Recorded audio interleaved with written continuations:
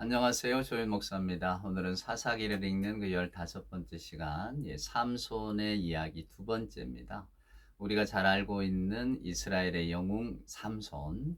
저도 주일학교 때 이 삼손의 이야기를 정말 많이 듣고 자랐는데요. 그래서 어렸을 적에는 삼손 하면 너무 그 영웅적인 면모, 힘이 장사요. 그런 멋진 사람으로 생각을 했는데 우리가 사사기를 쭉 읽어보면 삼손의 삶이라고 하는 것이 그렇게 아름답지 못했음을 우리는 압니다. 근데 왜 이스라엘 사람들은 이 삼손을 사사로 기록을 했을까요? 그것은 물론 하나님께서 이스라엘의 사사로 삼손을 세웠기 때문인데, 그럼 하나님께서는 왜 이 삼손의 이야기를 성경에 기록하라 하셨을까? 여러분, 우리가 성령의 영감을 받아서 기록된 책이 성경이라고 한다면, 그래서 하나님의 정확무한 말씀이 기록된 것이 성경이라고 한다면, 이 성경에 기록된 삼손의 이야기가 저나 여러분에게 들려주는 그 의미가 무엇인가를 깊이 천착해 봐야 합니다. 예로부터 인류는 여러분, 자기 삶의 어떤 목적이라든가 의미라든가 이런 것들을 해석을 해 왔잖아요. 저나 여러분의 삶에 어떤 목적이나 의미가 없다고는 우리가 아무도 생각하지 않잖아요. 그래서 뭐 철학자들도 또 문화예술가들도 소설이든 영화든 뭐 여러 가지 것들을 통해서 우리 인간의 어떤 그 삶의 의미를 해석을 해 왔습니다. 성경도 일종의 우리 삶의 해석서라고 볼 수도 있겠죠. 하나님으로부터 시작된 우주 창조부터 시작해서 우리 인간이 왜 창조되었고 또 인간은 어떻게 살아가는가 또 뭘 목적으로 살아가야 하는가를 알려주는 책이 성경 아니겠습니까? 그래서 우리 예수 믿는 분들은 성경을 통해서 우리들의 인생을 조명하고 또 저나 여러분의 삶의 의미를 찾고 목적을 이렇게 들여다봅니다. 그러니까 우리가 어떤 설계도를 가지고 집을 지었다고 합시다. 그러면 우리 감리하는 분들 있잖아요. 설계 이대로 잘 돼 있는가? 설계 도면을 보고 건물의 어떤 그 감리를 보는 분들은 뭐가 잘못됐고, 그래서 이것은 어떻게 고쳐야 되고, 뭐 전기 배관이 뭐가 문제고, 뭐가 다른 쪽에 뭐가 이 온전한 집을 위해서는 이런 게 고쳐져야 된다고 판단을 내리잖아요. 그리고 그걸 따라서 집을 이렇게 지어 갑니다. 저는 성경도 마찬가지라고 생각해요. 저와 여러분의 인생을 들여다볼 감독관이 없잖아요. 우리가 인생을 잘 살아가고 있을까? 우리들의 삶은 좀 어떠할까? 우리는 늘 궁금해합니다. 근데 성경은 그 우리들의 삶에 의미를 주고 또한 우리가 어떻게 살아가야 할 것인가를 보여주어요. 그런데 그 보여주는 것이 어떤 그 모범을 통해 보여주는 게 아니라 하나님의 말씀과 하나님의 뜻 가운데 살았으되 그러나 하나님의 의도하고는 정반대의 길을 걸었던 그런 사람들의 모습을 통해서 저와 여러분에게 과연 우리는 어떻게 살아야 할 것인가 숙제와 더불어 우리 인생의 어떤 우리 인생의 설계도대로 잘 진행되고 있는가를 보게 하는 거죠. 그러니까 여러분, 저는 뭐 저와 함께 늘 성경을 쭉 읽어보시면 알겠지만 성경은 우리에게 일종의 모범서가 아닙니다. 그러니까 인생은 성경에 나와 있는 사람들처럼 살아야 돼요 라고 제시해주는 책이 아니에요. 물론 그런 분들도 있죠. 저와 여러분이 신앙의 선조로 여길 만한 분들이 있지만 그럼에도 불구하고 대부분, 특별히 구약에 기록된 이스라엘의 역사를 보면 하나님의 뜻과는 정반대로 가는 인간들의 군상이 그대로 드러납니다. 그러나 성경이 일관되게 저와 여러분에게 보여주는 것은 그럼에도 불구하고 하나님이 정하신 길은 그 길을 가게 돼 있다는 거예요. 그러니까 우리 인류의 역사라고 하는 것이 저와 여러분, 그 인간의 의지대로 움직이는 것 같아도 그렇지 않다는 거죠. 세상은 그것과의 싸움입니다. 그러니까 인간의 목적과 인간의 의지와 인간의 노력, 인간의 욕망, 인간의 생각을 가지고 우리는 세계 역사를 만들어 간다고 하는 축과 아닙니다. 우리가 만들어가는 것 같아도 결국 세상의 역사를 이끄는 분은 하나님입니다. 라고 하는 것이 갈리는 거죠. 우리는 후자이기 때문에 성경 말씀을 읽고 또 하나님을 믿으면서 살아가는 것 아니겠습니까? 주 예수 그리스도의 구원을 바라면서 사는 거죠. 즉 인간이 이룰 수 있는 구원은 없다라고 하는 것을 우리는 인정하는 존재들이니까.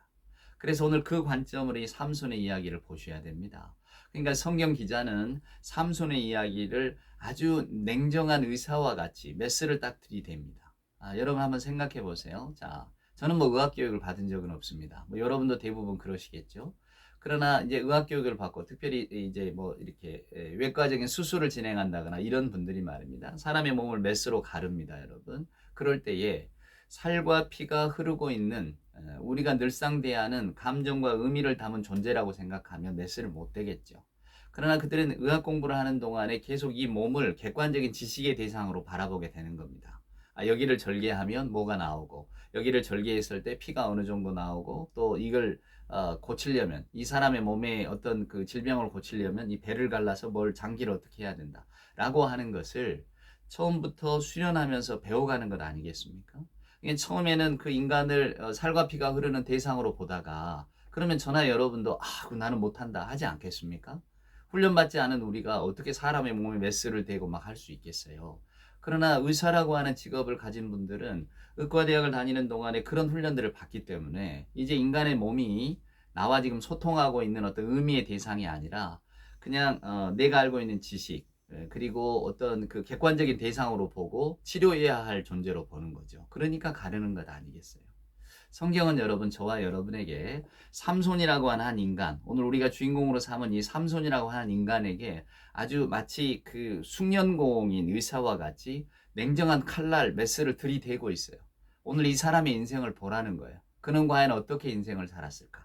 여러분, 삼손은 태어나면서부터 나시린으로 태어났다고 말씀을 드렸습니다. 그러니까 그는 이미 나시린의 어떤 그 소명을 갖고 있는 거죠. 그러나 문제는 뭐냐면 그의 부모는 여호와의 사자가 나타나서 그들에게 표징을 보여준 걸 보았어요. 그래서 앞으로 낳을 아이는 나시린으로 길러야 된다라고 하는 그 신탁을 아주 가슴에 새겼습니다. 그래서 삼손을 그렇게 키웠을 거예요. 중요한 것은 삼손은 그 표징을 못 봤잖아요. 마치 우리와 같습니다. 부모로부터 신앙을 물려받은 자녀들이 부모의 유산은 받았지만 본인이 하나님 체험이 없고 신앙의 경험이 없기 때문에 장성에서는 기독교 신앙을 떠나고 교회를 떠나고 이런 경우 여러분 많이 보잖아요. 마치 삼손과 같아요. 삼손도 부모로부터 나시린 교육을 받았지만 너는 태중부터 하나님의 어떤 그 특별한 사명을 가지고 이 땅에 태어난 존재다라고 하는 걸 들었지만 그리고 아마 이 마노아의 가정에서는 경건하게 그를 양육을 하려고 애를 썼을 것입니다. 그런데 삼손은 그 부모의 마음과 그 신앙을 그대로 자기 것으로 받아들이지를 못했어요. 왜? 그에게는 그런 영적인 체험이 없었거든요. 이게 어쩌면 이스라엘의 불행이자 삼손의 불행이죠. 또 우리들의 불행일 수도 있습니다. 오늘 저와 여러분에게 하나님 체험이 얼마나 강렬한가.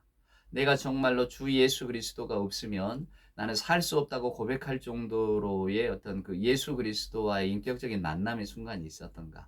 이것이 우리의 아주 영원한 기도의 제목 아니겠습니까? 주님 저를 만나주세요. 저의 삶에 들어와 주세요. 제가 주님을 이 세상의 빛으로 여기게 해주세요. 이게 우리들의 늘 기도 제목인데 어쩔 때는 그런 기도에 가까이 갈 때도 있고 또 어떨 때는 마치 전혀 주님이 없는 것처럼 우리가 살아가는 경우도 있으니까 자 오늘 이 삼손의 이야기를 통해서 성경은 저와 여러분의 삶에도 메스를 들이대고 있다는 사실을 꼭 여러분 기억하십시오. 그러면서 내 삶에 지금 하나님의 칼날이 들어오는구나 이 말씀을 통해서 그 생각을 가지고 말씀을 들으셔야 된다는 거예요. 자, 삼손이 태어났습니다. 삼손이 부모로부터 양육을 받았습니다. 어려서 신앙교육을 잘 받고 자랐겠지만 그러나 삼손의 마음에는 과연 어떤 신앙이 자리 잡고 있었을까요? 여러분 14장 보세요. 사사기 14장. 이제 삼손이 장성했습니다.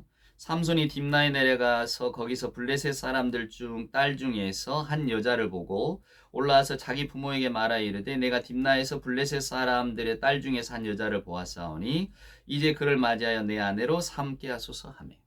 우리는 잘 알고 있습니다. 삼손이 이스라엘의 사사로 부르심을 받았다는 것을. 근데 그때 당시에 이스라엘이 누구의 압제를 받고 있었습니까? 블레셋의 압제를 받고 있었습니다. 그러니까 삼손의 사명이라고 하는 것은 블레셋의 압제 가운데서 이스라엘을 구해내는 일이에요. 그러니까 블레셋 사람들과 대적해서 싸워야 되는 사명을 가진 사람입니다. 근데 오늘 그가 장성하여져서 이제 뭐 아마 청년기쯤 들어갔겠죠. 대기중 10대 후반에서 뭐 20대 초반 다 청년기라고 하니까 이때쯤 돼서 지금 삼손에게 이제 연애 감정, 이제 사춘기가 온 겁니다. 춘정이 일어난 거죠. 근데 누구에게 일어납니까? 딥나라고 하는 블레셋 사람들이 거주하는 곳에서 한 여자를 보게 되는데 그가 그의 눈에 보기에 좋았다. 라입니다. 선하다, 좋았다. 하나님이 이 세상을 보시고 참 좋았다 하시던 그 단어예요. 라라는 단어가. 근데 그가 블레셋 여자를 보고 마음에 든 겁니다. 사랑하게 된 거예요. 그래서 그 여자를 보고 올라와서 부모에게 말합니다. 내가 딥나에 내려가서 블레셋 여자를 만났는데 내 마음에 드니 그를 아내 삼게 해주시오. 블레셋 여자하고 이야기를 했다가는 이런 내용이 전혀 없어요. 그러니까 결국 삼손이 이 블레셋 여자에게 마음을 뺏긴 거, 그의 눈에 보기 좋은 것은 아주 철저하게 외모적인 부분이었겠죠. 그러니까 오늘 삼손은 그가 어린 소년답게, 청년답게 그냥 욕정에 들끓어서 내 마음에 드는 한 여자를 보니까 내가 저 여자와 결혼을 해야 되겠다 생각을 한 겁니다. 그러니까 우리가 볼 때에 아무 생각이 없는 단어인 거죠. 그러자 역시나 그의 아버지가 제동을 걸고 나섭니다. 자, 3절 보세요. 그의 부모가 그에게 이르되 내 형제들의 딸 중에서나 내 백성 중에 어찌 여자가 없어서 내가 할례 받지 아니한 블레셋 사람에게 가서 아내를 맞으려 하느냐 하니, 아버지가 제동을 걸지요. 무슨 소리냐 이놈아, 너는 그러면 안 된다. 블레셋은 이방 민족이고 할례도 받지 않고 즉 하나님을 섬기지 않은 민족인데 어떻게 네가 그 종족의 여인을 아내로 맞으려고 하느냐라고 하는 마음을 불쑥 내뱉습니다. 마치 이삭과 리브가가 에서가 이방 딸들을 취했을 때 불편했던 것과 똑같은 마음이죠. 우리도 그렇잖아요. 결혼하거나 자녀들을 결혼시킬 때에 믿는 사람하고 해라 하는 이유가 하나님에 대한 개념들을 가지고 있는 하나님 신앙의 뿌리가 있는 사람을 만나서 결혼을 하라. 이것은 신앙 안에서 살고 있는 동서고금의 모든 부모들의 바람 아니겠습니까? 근데 오늘 삼손이 나 블레셋 여자가 마음에 들어요. 아버지가 너 그러면 안 된다. 왜 하나님을 믿는 자녀들 가운데서 택해야지 라고 이야기를 했단 말이에요. 근데 어린 삼손이 그 말을 어떻게 받느냐 보세요. 하반절에 보면 삼손이 그의 아버지에게 이르되 내가 그 여자를 좋아하오니 나를 위하여 그 여자를 데려오소서 하니라. 좋아하다라 라는 말이에요. 내가 보기 좋으니까, 내가 아름답게 생각하고 좋으니까 그 여자를 내게 좀 데려와 주세요 라고 이야기합니다. 자, 그때 부모가 어떻게 했을까? 마노아가 져버립니다. 자, 우리가 4절 말씀을 보면 여러분, 자 보세요. 이게 이제 오해하지 말아야 될 대목인데 보십시오.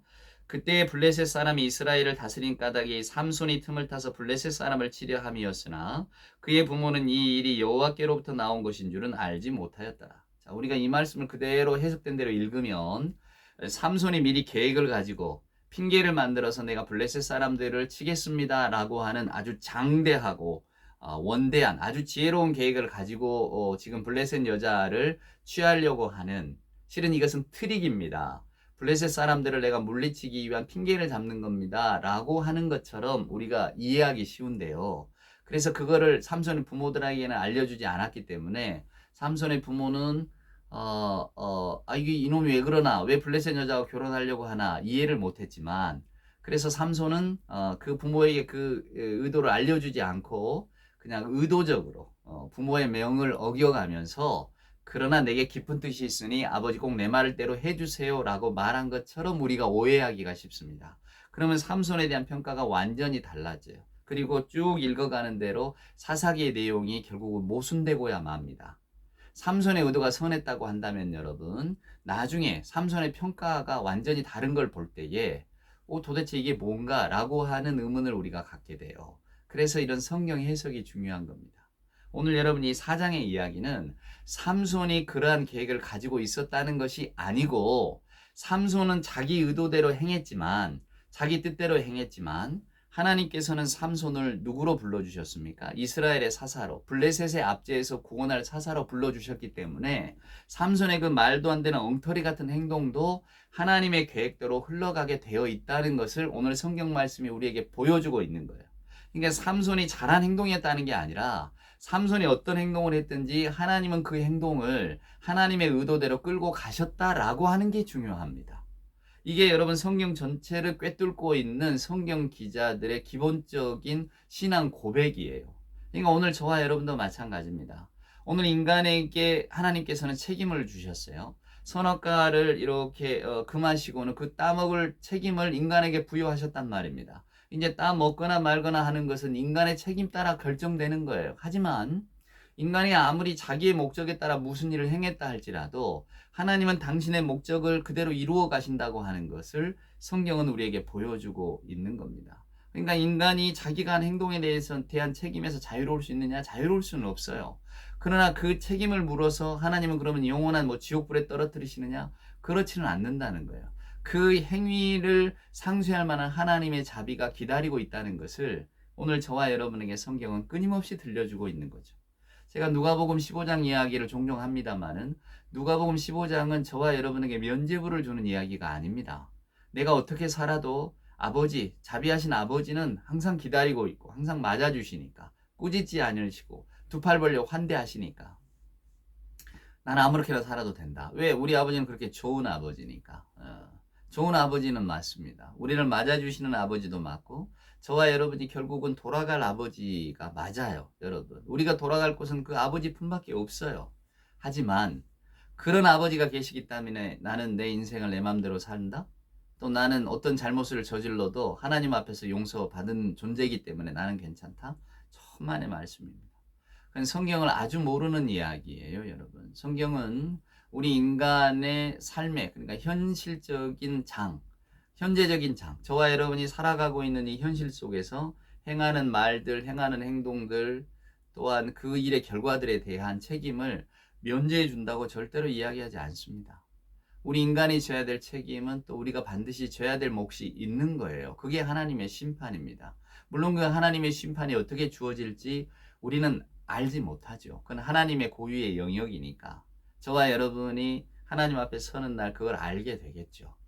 그래서 우리는 우리 삶을 돌아보고 우리의 삶을 잘 간수하려고 하고 절제하려고 하고 우리의 삶이 타인에게 미치는 영향을 고민하고 살아갑니다. 그게 기독교인의 모습인 거죠. 하나님은 저나 여러분에게 마음대로 살라고 내버려 두지는 않으셨거든요.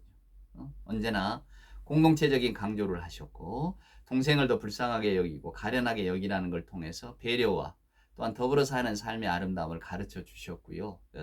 사랑을 나누고 사랑을 베풀어야 되는 존재임을 깨닫게 하셨단 말이에요. 우리가 불의를 행하거나 불법적이거나 폭력을 행하거나 남의 것을 빼앗거나 이렇게 살도록 되어 있지 않는 존재라는 것을 성경은 분명하게 말하고 있습니다. 그럼 그럼에도 불구하고 만약에 그런 삶을 살아간다면 어떻게 될까요? 그것은 하나님의 심판대 앞에서 우리가 알게 될 것입니다. 중요한 건 이겁니다. 오늘 이 4절의 이야기를 가지고 아니 성경을 읽어보니까 이미 삼손은 다 계획이 있었던데요. 천만에 삼손의 계획이 아니라 하나님의 계획입니다. 즉 삼손은 자기 눈이 보기에 선한 대로 행했지만 그런 행동까지도 하나님은 당신의 목적을 이루어 가신다 그 말입니다. 그러니까 하나님의 정해진 길은 그냥 그대로 흘러가는 거예요. 우리는 모를 뿐이지. 하나님이 정하신 복은 그 복대로 흘러갑니다. 오늘 그것을 성경에 보여주고 있는 거예요.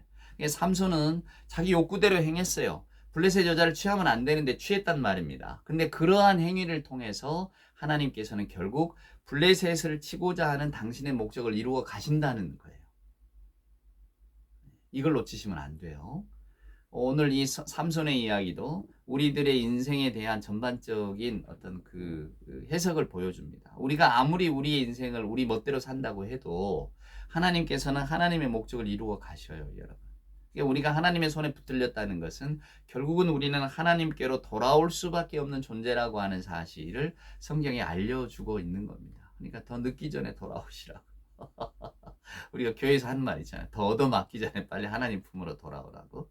근데 꼭 우리가 얻어맞아야만 돌아오는 건 아닙니다. 저와 여러분이 말씀을 읽고 또 함께 예배하면서 불현듯 내 마음속에 찾아드는 성령의 음성에 귀를 기울일 때에 지금 내 인생이 어디로 흘러가고 있는가. 마치 그 감리하는 분이 설계도를 보고 이 집이 잘 지어졌다. 혹은 이 배관이 잘못됐으니 고쳐야 된다. 뭐 이런 것처럼 그렇게 우리들의 집을 아름답게 꾸며갈 수 있는 그런 하나님의 영적인 축복이 주어지는 순간이 옵니다. 그때 우리가 돌이키면 되는 거예요, 여러분. 자, 그래서 오늘 이 삼손의 이야기를 쭉 읽어보면 그래서 삼손은 고집을 부립니다. 나 그 여자를 얻고 싶어요. 그래 아버지가 마지못해서 그 여자를 얻어줍니다. 자, 보세요. 5절에 보면 삼손이 그의 부모와 함께 딥나에 내려가 딥나의 포도원에 이른즉 젊은 사자가 그를 보고 소리 지르는지라 여호와의 영이 삼손에게 강하게 임하니 그가 손에 아무것도 없이 그 사자를 염소 새끼를 찢는 것 같이 찢었으나 그는 자기가 행한 일을 부모에게 알리지 아니하였더라. 자, 여러분 이 구절도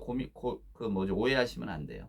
여호와의 영이 삼손에게 임했다. 그러면 지금 그 순간에 삼손이 사자를 만나는 순간에 여호와의 영이 임함을 받았는가? 아니 여호와의 영이 삼손이 사자하고 싸울 때 사자를 이기게 해주시는 영인가? 우리 이렇게 생각하기 쉬워요. 하지만 오늘 성경의 이야기는 그게 아닙니다. 잘 기억하십시오. 오늘 여호와의 영이 삼손에게 임했다는 이야기는 사자와 사람이 싸워서 사람이 이길 수는 없습니다. 근데 이 젊은 사자를, 늙은 사자도 아니에요. 젊은 사자를 삼손이 이길 수 있었던 것은 주의 영이 그와 함께 하셨기 때문이다. 즉 삼손이 보통 인간이 가지고 있는 힘을 뛰어넘는 초인적인 괴력을 발휘한 것은 그것은 삼손의 자신의 능력이 아니었다는 거예요.